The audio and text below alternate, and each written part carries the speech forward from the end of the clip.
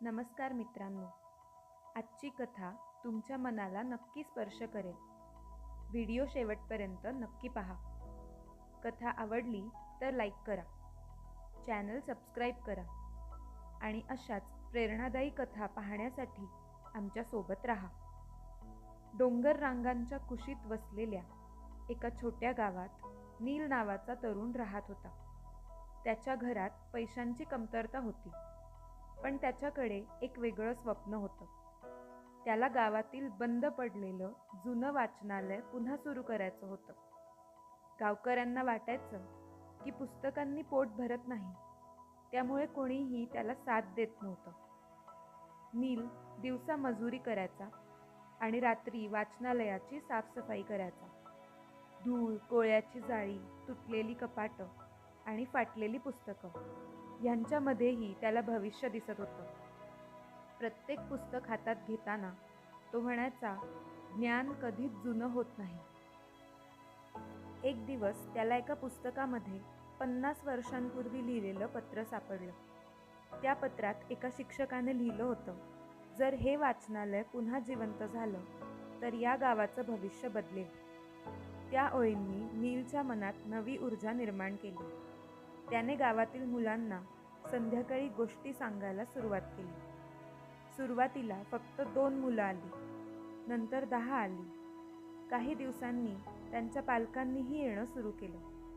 गावात पहिल्यांदाच पुस्तकांभोवती लोकांची गर्दी दिसू लागली. एक उद्योगपती गावात आला. त्याने वाचनालय पाहून त्या जागी गोदाम उभारण्याचा प्रस्ताव दिला. त्या बदल्यात नीलला मोठी रक्कम देण्याची तयारी दाखवली. नील समोर आयुष्यातला सर्वात कठीण निर्णय उभा राहिला. घरची गरिबी एका क्षणात संपली असती. रात्रभर तो झोपू शकला नाही. सकाळी त्याने गावातील मुलांकडे पाहिलं. त्यांच्या हातात पुस्तकं होती आणि डोळ्यात स्वप्न. त्याच क्षणी त्याने पैशांचा प्रस्ताव नाकारला. काही महिन्यांनी एका स्वयंसेवी संस्थेने वाचनालय पाहिलं. मुलांमध्ये झालेला बदल पाहून त्यांनी संपूर्ण इमारत नव्याने उभारून दिली. डिजिटल लायब्ररी, अभ्यासिका आणि मोफत प्रशिक्षण केंद्र सुरू झालं. अनेक मुलांनी स्पर्धा परीक्षा उत्तीर्ण केल्या.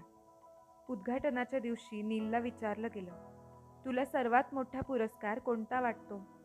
तो हसत म्हणाला, भिंती नव्हे, पुस्तकं नव्हे, मुलांच्या डोळ्यात परत आलेली स्वप्न हाच माझा पुरस्कार आहे. त्याने शेवटी एक वाक्य सांगितलं, गरिबी माणसाला हरवत नाही. स्वप्न विकण्याची वेळ आली आणि तरीही ज्याने ती जपली तोच खरा श्रीमंत असतो. त्या दिवशी गावकऱ्यांना समजलं की संपत्ती म्हणजे पैसा नाही, तर पुढच्या पिढीला दिलेली संधी हीच खरी संपत्ती असते. मित्रांनो, आयुष्यात असा क्षण येतो जेव्हा सहज मिळणारा फायदा आणि योग्य निर्णय यापैकी एक निवडावा लागतो.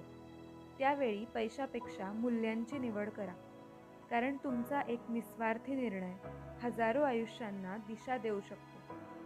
संघर्ष तात्पुरता असतो, पण योग्य निर्णयाचा परिणाम अनेक पिढ्यांपर्यंत पोहोचतो. धन्यवाद.